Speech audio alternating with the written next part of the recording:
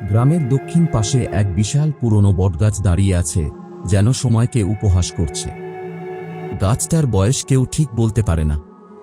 কারো মতে ৩০০, কারো মতে ৪০০ বছরেরও বেশি।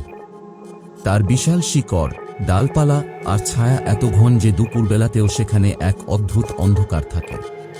লোককথায় প্রচলিত আছে, এই বটগাছের নিচে রাতে কেউ গেলে আর ভোর দেখতে পায় না। গাছ থেকে সাদা শাড়ি পরা এক ছায়া নেমে আসে।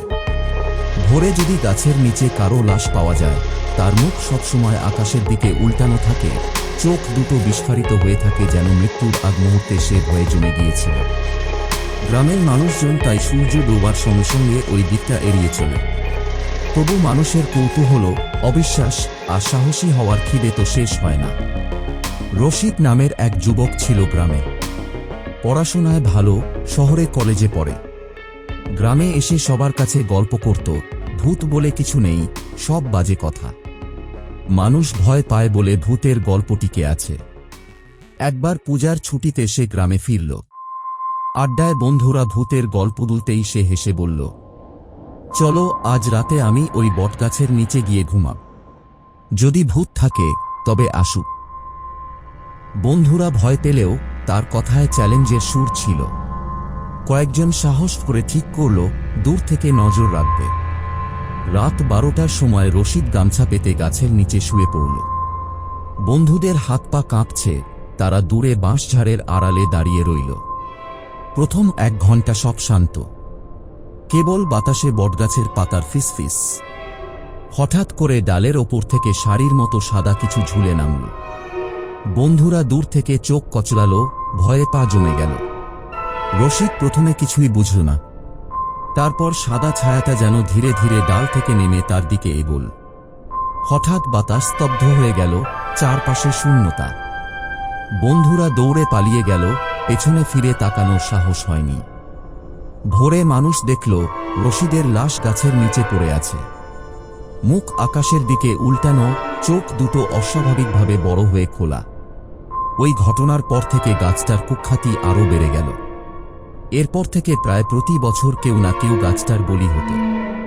বিশেষ করে যারা অবিশ্বাস করত, কৌতূহলবশত বা মদ্যপ হয়ে রাতে গাছের নিচে বসত, তাদের আর ভোর দেখত না। গ্রামের প্রবীণরা বলতো, গাছের সাথে পুরনো কাহিনী জড়ানো আছে। অনেক বছর আগে এখানে এক বিধবা নারীকে পেত্নীর অপবাদ দিয়ে মেরে ফেলা হয়েছিল। তাকে বটগাছে ঝুলিয়ে দিয়েছিল গ্রামবাসী।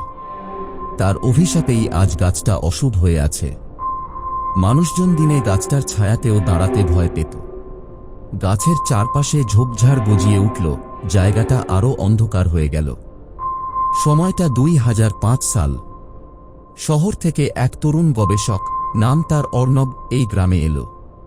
সে লোককথা আর অতিপ্রাকৃত ঘটনাবলী নিয়ে কাজ করত। শুনল এই বটগাছের গল্প, ঠিক করল সরেজমিনে তদন্ত করবে। গ্রামের লোক তাকে অনেক বোঝালো, কিন্তু সে শোনে না। বলে, আমি বৈজ্ঞানিক প্রমাণ চাই। ভূতের গল্প মানুষের কল্পনা। অর্ণব ক্যামেরা, ভয়েস রেকর্ডার আর নোটবুক নিয়ে রাতের বেলায় গাছের নিচে বসে থাকল। গ্রামের লোক দূর থেকে নজর রাখছিল। প্রথম কিছুক্ষণ কিছু হয়নি। রাত প্রায় ১২টা বাজতেই রেকর্ডারে অদ্ভুত শব্দ ধরা পড়ল, মহিলার কান্নার মতো। ক্যামেরায়ও এক ঝলক সাদা ছায়া ফুটে উঠল। অর্ণব কাঁপতে শুরু করল, কিন্তু সাহস করে বসে রইল। কিছুক্ষণের মধ্যে বাতাস থেমে গেল, চারপাশ নিস্তব্ধ। হঠাৎ মনে হল কেউ যেন তার পায়ের কাছে এসে দাঁড়িয়েছে। নিচে তাকাতেই অর্ণব দেখতে পেল একটা সাদা শাড়ি পরা ছায়া, মুখ ঢাকা, মাথা নিয়ে আছে। সে চিৎকার করার আগেই ছায়াটা ধীরে ধীরে মুখ তুলল। কিন্তু মুখ নেই, শুধু কালো ফাঁপা গর্ত, যেন শূন্যতা।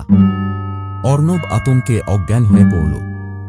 ভোরে লোকজন গিয়ে দেখে অর্ণব অজ্ঞান অবস্থায় বেঁচে আছে, কিন্তু তার চুল সাদা হয়ে গেছে। পরে জ্ঞান ফিরলে সে কিছুই বলতে চায়নি। শুধু বলেছিল ওখানে কিছু আছে, যা মানুষ নয়। এরপর থেকে অর্ণব আর কখনো সেই গবেষণা করেনি। তার ক্যামেরায় রেকর্ড হওয়া ফুটেজ গ্রামে ছড়িয়ে পড়ল, তবে অল্প সময়ের মধ্যেই তা রহস্যজনকভাবে নষ্ট হয়ে যায়। গ্রামবাসীরা আরও ভয় পেয়ে যায়। কেউ আর বটগাছের দিকে তাকাতেও সাহস করে না। তবে কিছু মানুষ বলে এসব কুসংস্কার মানুষের ভয়ে ভূত তৈরি করে। আবার অন্যরা বলে যতই বিজ্ঞান আসুক সবকিছু বোঝানো যায় না। আজও ওই বটগাছ দাঁড়িয়ে আছে গ্রামের দক্ষিণ প্রান্তে। দিনের বেলায় চুপচাপ শান্ত, কিন্তু রাত হলে তার ডালপালা থেকে নেমে আসে সাদা শাড়ি পরা এক ছায়া। আর ভোরে যদি কোনো সাহসী মানুষ সেখানে যায়, তার মুখ সবসময় আকাশের দিকে উল্টানো পাওয়া যায়।